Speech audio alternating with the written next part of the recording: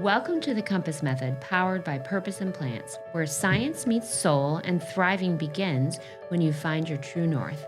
Hosted by Dr. Yolanda Rivera-Caudill, a double board certified physician, mother of three, and founder of the Tiny Beat Lifestyle Medicine and Pediatric Clinic, and Chelsea Dye, a certified lifestyle medicine coach, wellness strategist, and creator of Alchemist Untamed. This show brings the real science to real life, powered by our passion project, Purpose and Plan. Each episode explores how small shifts in food, movement, mindset, and family life can create massive results. Together, Dr. Yolanda and I share a compass for better life, a grounded guide to plant-forward health, brain-body balance, and modern motherhood. From pediatric wellness and family health to neuroscience, nutrition, and mindset mastery, we will help you pause with a purpose, align your habits with your values, and rediscover what it means to thrive. Powered by Purpose and Plants, because thriving begins when you're powered by Purpose and Plants. Hi, welcome to the Compass Method. I'm Chelsea Dye. And I'm Dr. Yolanda Rivera-Caudill. And we're here to bring you tips, tricks, and a healthier path in order to live the fullest, greatest life that you deserve. So without further ado, today we're talking about a hot topic, obesity. And this is a two-part podcast in that we are talking about obesity, what it is and what it is not, and debunking some of the ideas around it. And then part two, we are talking about the GLP-1 agonist class of drugs and what happens after you take these kinds of drugs and how to reshape your life in order to support all of the tremendous wins that you have had, you or your family members have had. So let's dive in. First, I want everybody to know that there could be trigger words here in what we're going to be discussing. Mm-hmm. Okay, so for some people, any mention of weight gain or weight loss or anything in that regard could be triggering, and I just want you to be mindful of that. If this is not something you're ready to hear, then just pause it, and maybe in the future you can. But take care of yourself first and the people that you love. So I want to make sure that everybody understands that. Well, and I think before we even begin with the real information, a little bit of backstory about how you found lifestyle medicine and your story with obesity and treating obesity. Yes. So if you want to give us a little bit of a recap on that. Obesity is very dear to my heart because this is one of those things that as a professional, I was very frustrated. Mm-hmm. I was not moving the needle in the children that I was treating. It was very frustrating. And so you were a pediatrician for 25 years or so before transitioning to becoming a lifestyle physician, correct? And yes, I've had a lot of experience in pediatrics, but childhood obesity was not something that we would see when I was training in pediatrics. Mm-hmm. And then along the lines, looking for solutions, I found lifestyle medicine, and that became the North Star. I wanted to continue doing that in all the patients, not just children with obesity, but preventive measures that lifestyle medicine modality gives us, and which should be part of teaching medicine all along the line. And it wasn't part of my medical training. But once I did that, I wanted to incorporate that to help the families, children with obesity or the children that we're developing from zero to prevent to get there. Well, and a little bit of the backstory about obesity is the way we find our country specifically, and specifically the Southeast where we are located, is in an alarming state when it comes to obesity. And if you look at the data, the expansion of the population becoming obese, being declared obese, which is, we'll talk about what obesity is, but that has dramatically risen over the last, 25, 30 years? Yes. And then when you see the percentage of our nation, we have more people overweight than we have a normal weight. So it becomes a norm. And that number does not necessarily mean that you're unhealthy, but it's been well known that people that have carry more weight, more fatty tissue in their body, that could be a hormone by itself, the fatty tissue. So it has health implications. Yes, health implications leading to chronic disease. Yes. And so many of the things. And that's where the concern, right? It comes, not for any other reason. So starting with the idea of what is obesity? Okay. So, we're starting at the different one. What is obesity? We're going to start another area. But that's we have okay. it laid out, but we like to mix it up. Obesity is a chronic illness, okay? And it's something that is shaped by biology, it's shaped by environment, stress, lack of sleep, our food systems, and genetics, as I said, and medications. There's so many, it's a complex thing. It's not just that. You eat too much. No, not at all. Not at all. And that's the most common misconception. Oh, these people that eat a lot, and this is just what it is. And right, they have no self-control. And, yes, and it's far deeper. Oh, than yeah, that. yes. And then the thing is that there's so many factors involving that. Where do you live? It is impacted. Some people don't have access to walking trails or to healthy, like fresh foods. Some people have, they're so stressed that their cortisol level is off the roof and is not helping them.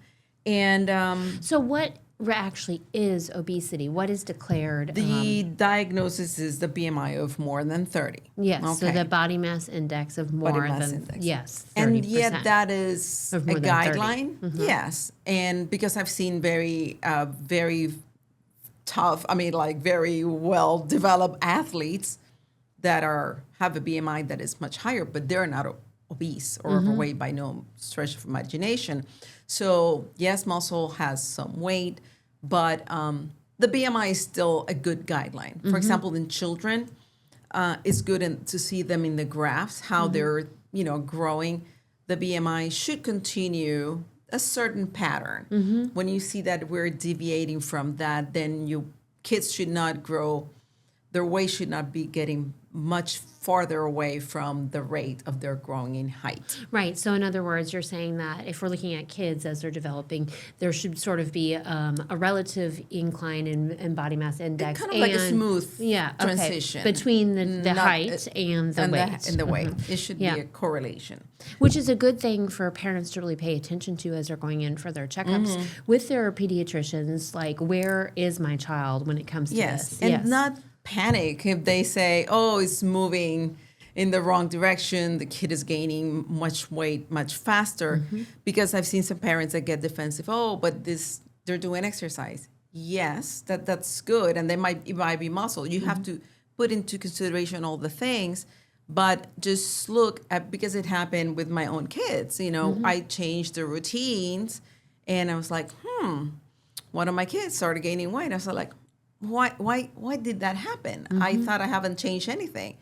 But yes, the way that what she was doing in after school changed.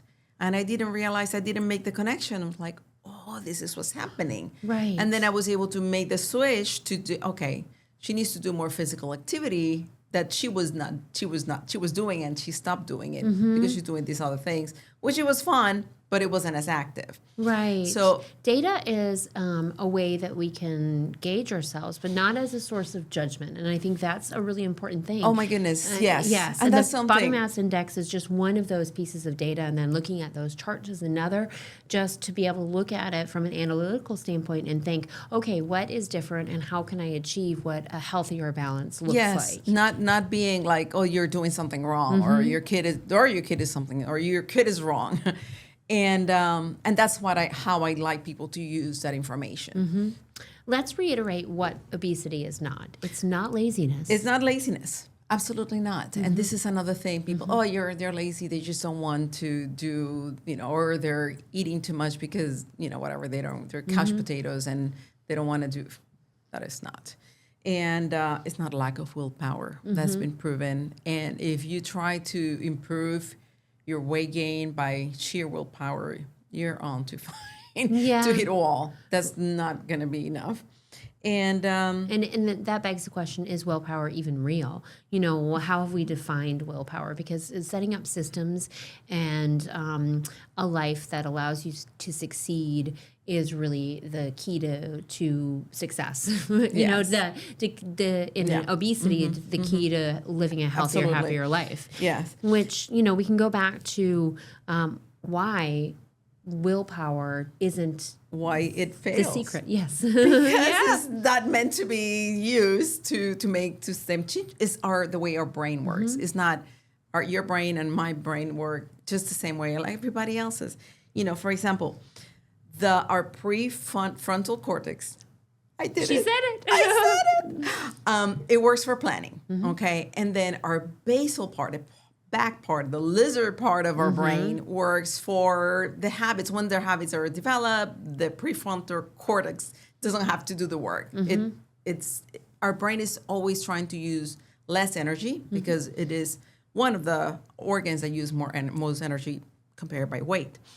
But when you have, for example, stress, your brain defaults to your old habits. And learning those systems, learning that this is what's happening in your body is such a powerful thing. Because, and you know it, I mean, whether it's like you're under stress and you start eating more because you're stressed out and you identify that. It's such a powerful information. Well, the power of the pause is where I was about to say this is where everyone. It doesn't matter whether you're obese or this is an issue that you deal with. Taking a pause and assessing why you're making certain decisions before you make them or even after without judgment, that is the most crucial thing that you can do for your mental, physical well-being. Yes. And that, I think, is the hardest thing for everyone. Oh, for sure. You make the pause and then you realize, I ate that piece of pizza because I wasn't even hungry. I was just stressed out, and that's something that gives me comfort. Well, that's a good information that you got right there. You were not hungry. You still ate, and that food gave you comfort. So why is that? And learning, okay, so when I'm stressed out, I'm looking for comfort. And making those connections and how can you do something different is all there is. Versus, I ate the pizza. See, whatever I did, I can't do anything. This is not something I will ever accomplish. Right. This is self-defeating and very unproductive. Right, and throwing in the towel after one bad decision, no one would ever find any level of success in any area of their life. Yes. In anything. Yes, absolutely. So learning that, knowing that our brain functions a certain way, I think it was very powerful for me to understand that. It's not just me. It's just this is the way the brain works, period. This is biology. It's not a willpower problem. Exactly. And when you look to the idea of the power of the pause, and then you begin to rehearse other ways of dealing with that situation. I'm stressed. I, by default, would reach for a piece of pizza. I scarfed down, and then I realized I wasn't really even hungry. So then you can rehearse, okay, I'm going to have that same stressful trigger.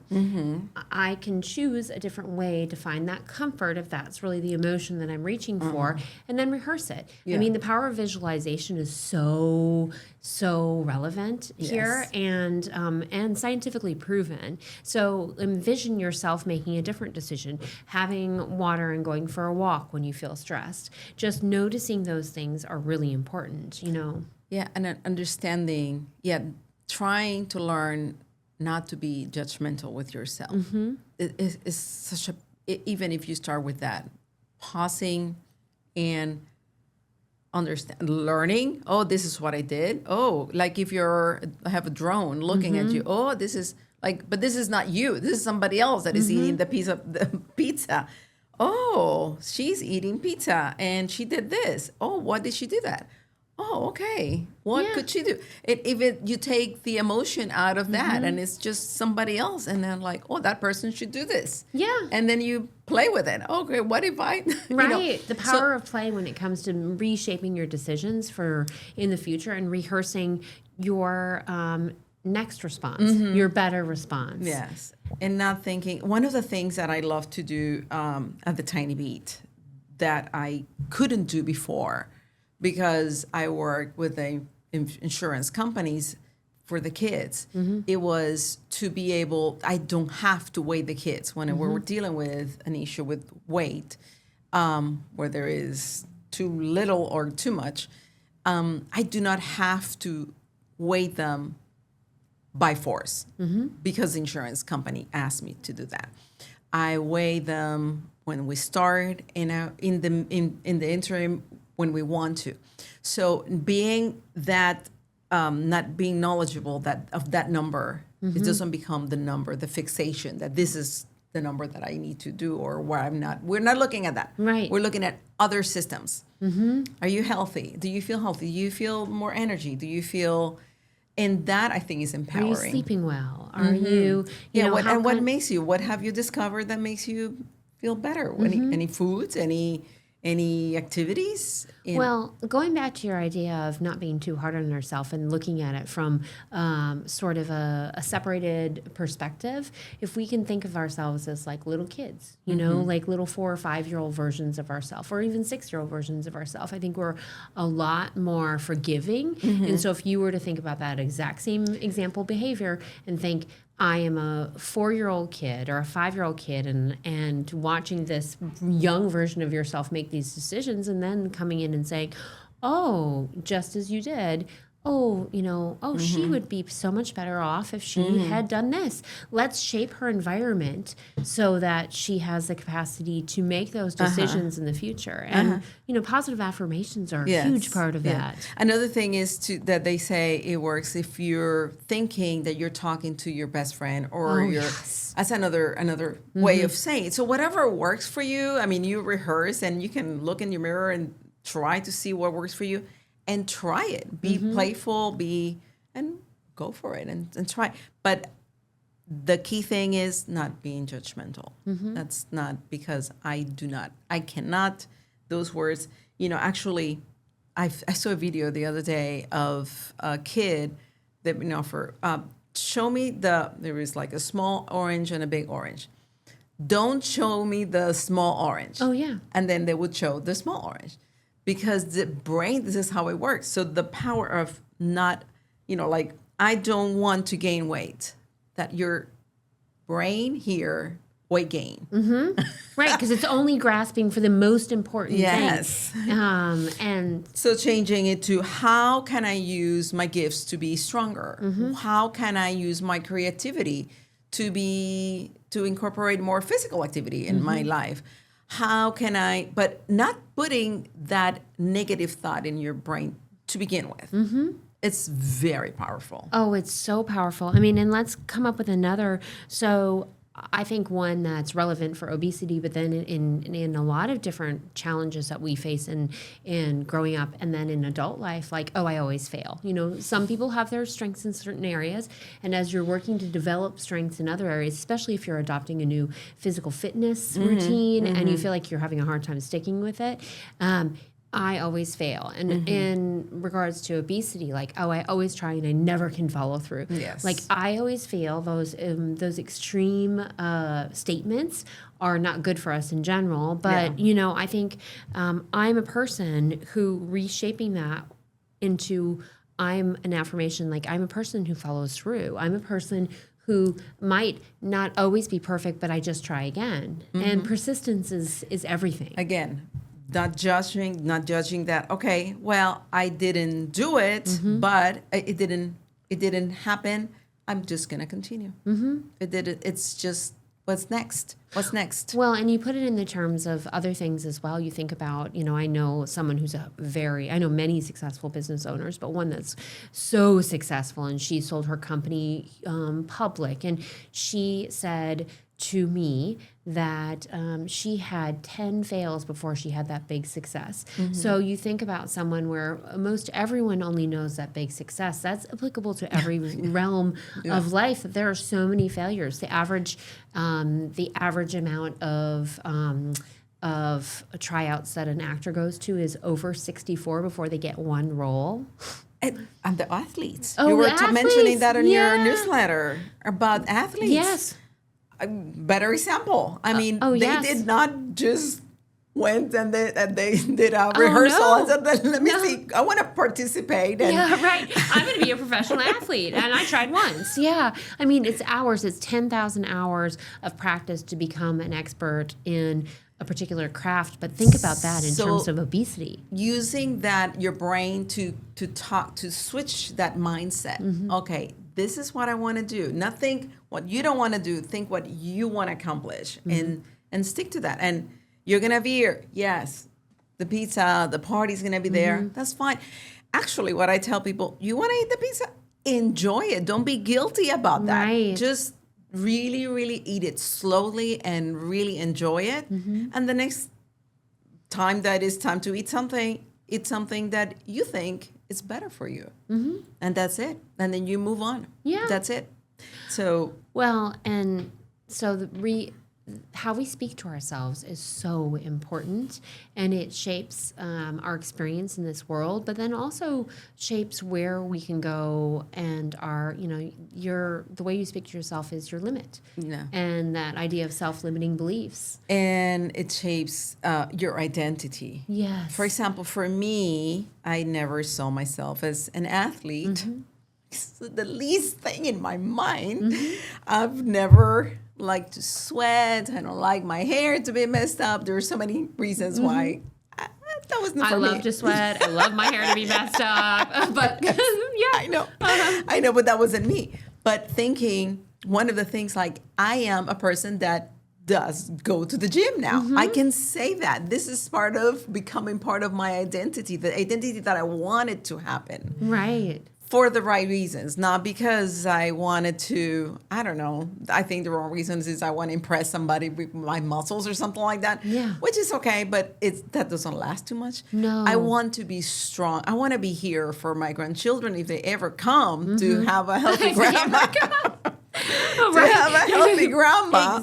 So I want for a long-term thing. Short-term, I'm getting benefits. Yes, it's nice to see some muscles, but it's also, it feels so good when you finish. When you don't, I tell Karen from the YMCA, it's good to know that I didn't die. And then, I didn't die. And I'm feeling good. And for those who are on this journey, this weight loss journey, whether they're doing it with an assistant of a drug or whether they're doing it solo, I know that the idea of connecting it to your why is what will really, is the most important underpinning for long-term success and long-term lifestyle changes.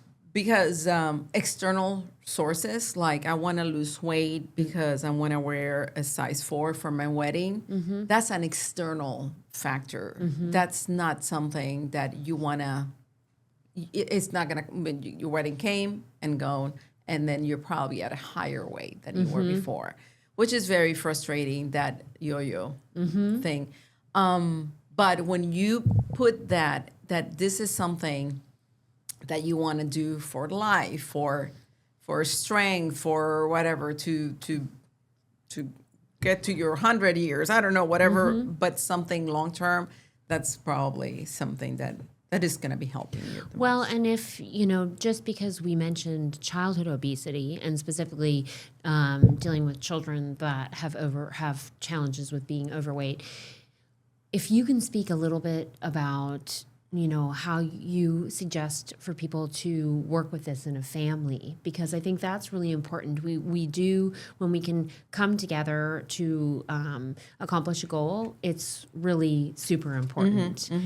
Well, as a family, I love to do things, to recommend things, to do it as a team, actually. And not picking out the person that might have the biggest challenge. No. One of the biggest things that I've witnessed, and it's so heartbreaking, is when there is one child that is overweight and the rest of the family is not. And then like, oh, you shouldn't be eating this. You shouldn't be doing that. And that is devastating for that kid at long term.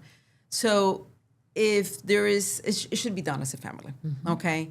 Maybe not everybody needs to lose weight, but most likely what that kid is eating is not good for anyone. If it's not good for X, it's not good for Y, regardless of the weight. Well, and I think an interesting point is oftentimes children in a family can all have similar habits, but the way that their body grows and shows the external There's so many factors. Yes, There's is so many factors. different. And so just like that idea of skinny fat, like there are some kids and adults that while you might look at them and not think that they have a risk for chronic disease or have challenges, they are by no means healthy. Yeah, the labs are abnormal, or when they do scans, they see that they have fat deposited in their organs and things like that. Yes, this has been proven.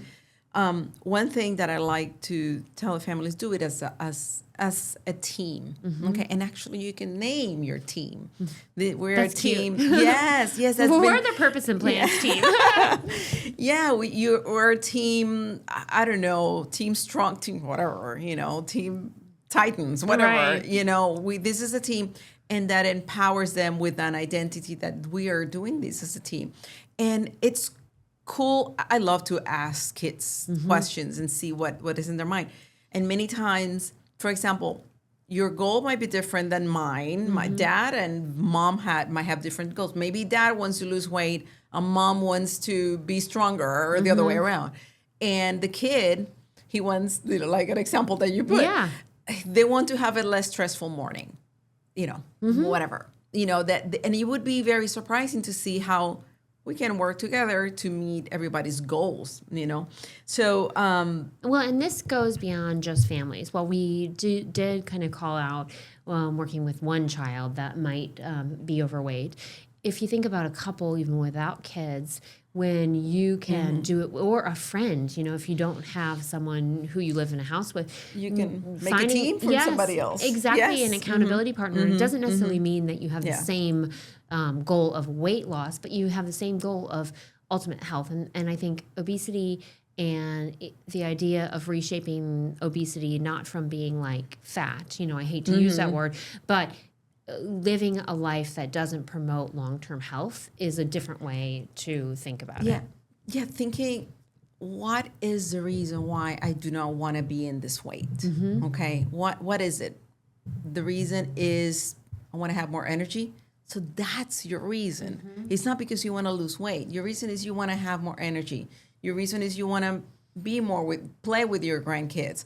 That's your reason. You want to sleep better. Because there's a tie between obesity and quality of sleep. You're going to get rid of your brain fog. Yes.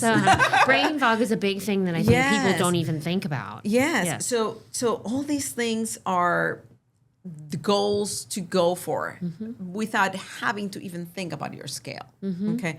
And I like the idea of the triangle that we were talking about. Yes. So just to give you a recap of the lifestyle medicine principles that Dr. Yolanda and I work with in our Purpose and Plans Academy are mindset, movement, sleep, nourishment, and community. Those are all really important, but when it comes to weight loss and obesity, specifically 3 of those can kind of be looked at in a triangle format and can be identified. So if you want to dive into those 3 of the 5. The nervous system, nourishment, and movement. You want to dig deeper into them. Yes. The nervous system, the stress, okay, the sleep, safety, and self-love.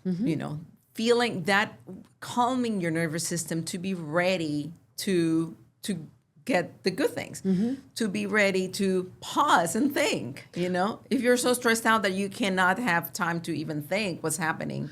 So we are essentially identifying 3 different buckets that can cause challenges when it comes to weight loss and living a healthier, happier life. And so that first one is stress. stress, nervous system regulation, and stress. And the things that impede it were some of the things that you were just talking about. Yes, exactly. Yes. So working with our nervous system with a compass, all these things, nourishment, of That's course. the other one. That's part 2 of the triangle. Nervous system is at the top. Yeah. Nourishment and movement. So nourishment is what you eat, what time you eat, what's in your plate, what gets inside of your body for nourishment, and movement. Okay, which is not just going to the gym or doing exercise per se, is movement in general. And I think one interesting fact is like none of these have to be really small changes can create massive results. Yes. The idea that movement has to be something where you allocate an hour a day and it's this insurmountable task is so antiquated. You can walk for 10 minutes after a meal for 7 days a week, and then all of a sudden you have 70 more minutes of walking a week, plus you're helping your digestion. So you're helping that other part of the nourishment, or that other part of the triangle. And the tiny steps is so important because it's a trick for our brain. It's the way, if we do, for example, I don't know, I want to start, from the triangle, I want to put nourishment is my start. Our suggestion is to pick one part of the triangle that is the most challenge or that you want to start at and commit to that for 1 week, one little part of that one section of the triangle. Okay. So you said... If I pick nourishment and I want to do, I assess, and the thing is that I'm not eating enough fruits. Okay, well, this is what I want to start working with. Let me see what happens. Maybe I can poop better after that. And things, I want to see what happens. Fiber is crucial and essential. So I want to start doing with fruits, specifically fruits. So I'm gonna start with eating put more blueberries in my plate in the morning one day, or having half an apple. You know, something. I was listening to Dean Sherside the other day, and he was talking about making it a goal so small and so trivial that is laughable. That is like so. Half an apple. Write it in your planner. Right, write it in your planner, and then you'll laugh at yourself for putting such a small goal, and you'll probably exceed it. And the thing is that when you do it very small, it doesn't trigger a response of stress in your brain, and your brain is like, I can certainly do that. I'm not stressed out that we can do this. Right. And then the more you do it, the more your habit is start to form, even kind of like going under the radar. And those systems you get dopamine reward when you did it. Yeah. And that system gets to be reinforced itself, and it becomes such a powerful tool just with one little thing. But if you start with grand like I'm going to eat 5 servings of fruit a day, which in fact 2 servings of fruit, 3 servings of vegetables is what is recommended. Of course, we recommend more. However, if you start with these grandiose goals, then you're setting yourself up for failure. And I hate that word failure because I don't think that it's. I don't think we should be using it. However, if we're going to put it in the traditional terms, yes, that's true. Yes, that's start with a laughable goal. Yeah, that's an action item for you. So pick one part of that triangle, and for 7 days. It was the nervous system, which encompasses stress, sleep, safety, and self-love. Nourishment, which is what you're eating, and movement. Strength, steps, mobility, any movement. Right. So let's go back to as we're getting close to wrapping this up. Let's talk about community and how we can be engaged in a community to help us move the needle. Yes, there's so many. Anything, the blue zones. One of the most powerful thing they have is community. Yeah. Okay. And the centenarian communities around the world that have real longevity and health.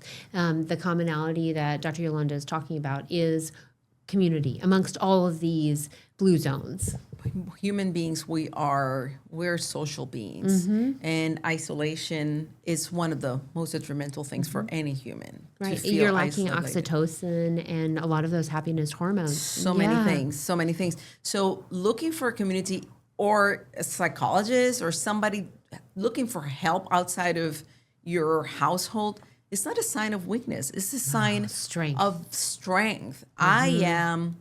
I want to be so strong. I am so strong that I can look for help and I can look for the help of other humans. And in here, there's so many. You can look for, there's so many. You have to look in like what is in your area. And here, for example, Healthy Savannah, there's so many.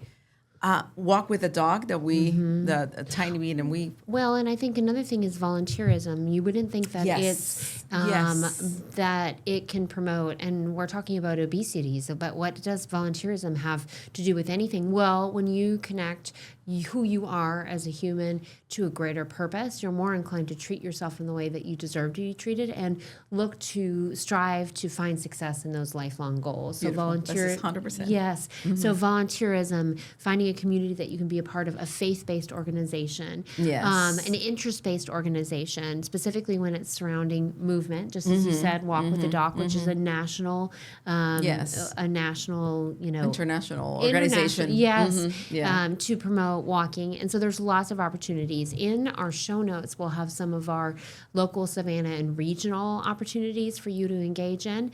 And, I just have to say that that has been, and I don't struggle with obesity, but that has been one of the biggest things that has moved the needle in my life and my daughter's life, is being engaged in community and volunteerism. Oh, it's very powerful. It's very powerful. Especially, it's an interest. It's something that interests you, whether it's animals or old people or kids or whatnot. Right.